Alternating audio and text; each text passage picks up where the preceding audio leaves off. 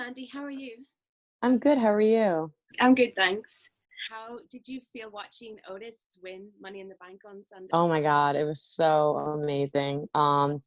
Such an accomplishment. I was so proud, and yeah, I mean, it was a great match overall because of the difference in how creative we have to be right now in the cinematic matches, and it was very entertaining, and I'm so proud of him. Has he given you any inkling of what he might do with that briefcase? He hasn't. No, not yet. We're gonna have fun with that briefcase.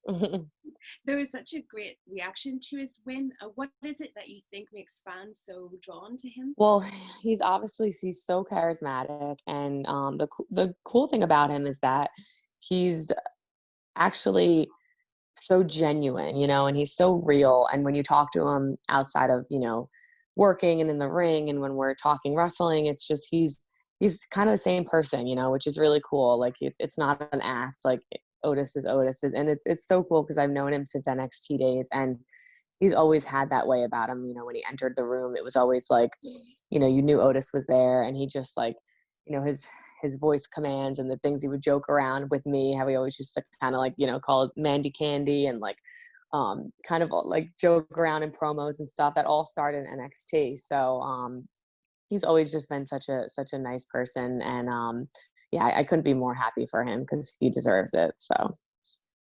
And do you have any response to CM Punk's comments on backstage saying that Otis should kick you to the curb now he's got the briefcase? Yeah, I was like, damn, okay. And then like the dime a dozen, I actually responded last night on Twitter. And I said, Otis, don't worry about that. I said, he's never been with a woman like me, so don't worry. He's just hating like everyone else out there. Different was it preparing for the WrestleMania match where you came out during Otis's match? How different was it to find a way to kind of make an impact without having that massive cheer that you would have got when you came out? It's definitely different. I think now I feel like we're a little bit used to it because we've been doing it for a little while, and it's for sure different, but we make the best of it. And the fact that we can, we're blessed to have social media and all these different media platforms where we can see how the fans are resonating with our story and see how happy it is for them to, be involved with. And the fact that we're still able to perform and put smiles on people's faces is really the only thing that matters for us. And, and we're still able to perform, of course, too. So, yeah, it's definitely different. And, but it's been a challenge. So it's kind of good, in a way. Do you think there's anything about working in that environment that's made you grow as a performer or a wrestler that could actually help you when you're back in front of crowds? I think there's definitely a few things, obviously with crowds, there's so much more noise, and, your focus sometimes is specifically on the crowd, and sometimes you're not in the moment as much, or vice versa. Like, so I feel like there's a lot of things you learn throughout, and I learn every time I'm working, and in a, every match I'm in, I learn from it because I'm still fairly new to wrestling. So, there's always things you learn, and it's good sometimes to make those mistakes because you actually, you wouldn't know that, you wouldn't know what to do in that scenario if you didn't make the mistake. So it's always a learning experience for what we do.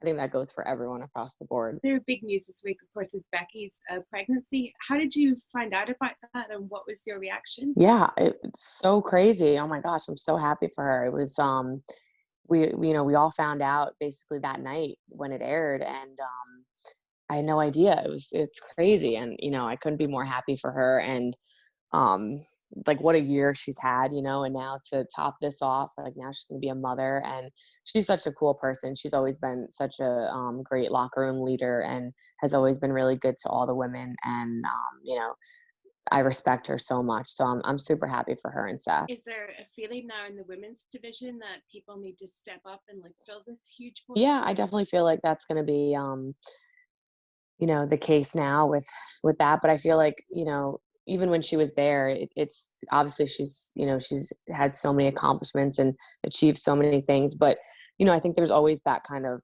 tension around the locker room and all that everyone wants to be the man or the woman, and I think now sometimes when this type of things happen, it kind of motivates people even more to step up, like you said.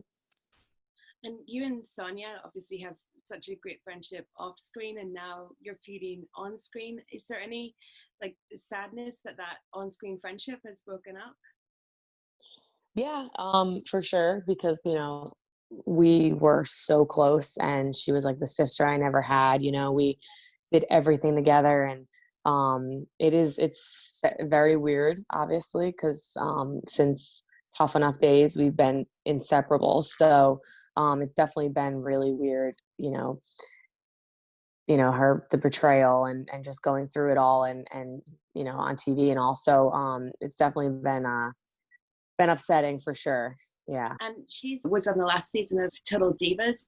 Is that something you'd ever like to return to? Yeah, for sure. Yeah, I was on the season when I first got signed, and it was a lot of fun. It was so different then. It was with so many of the women that have been around for so long, and I was just getting my feet wet. I didn't even know what I was doing, and it was so new to me. So I'd love to get back on another season. And now that I'm on the main roster, and I've put my time in a little bit. So, it's a lot of fun. It's a great opportunity to show fans and showcase yourself outside of of wrestling.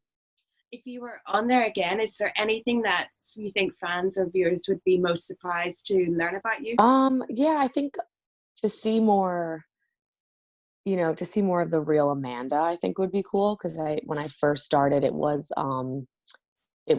like I said, right after Top Enough. So it was like, I was kind of I already had this Mandy character kind of like established a little bit. So it was kind of hard to show the real me. And it was, like I said, with a lot of the women that I didn't even know. And I was trying to, of course, gain the respect from all them, but also like, I was on a reality show. So I wanted to, showcase some personality and all that. So it was definitely a struggle, but I feel like now it'd be cool because, the women on the show, I'd probably be, good friends with, because we have such a good camaraderie right now, especially in the SmackDown locker room. So I'd be really excited to show my fans like a different side of me, which would be cool.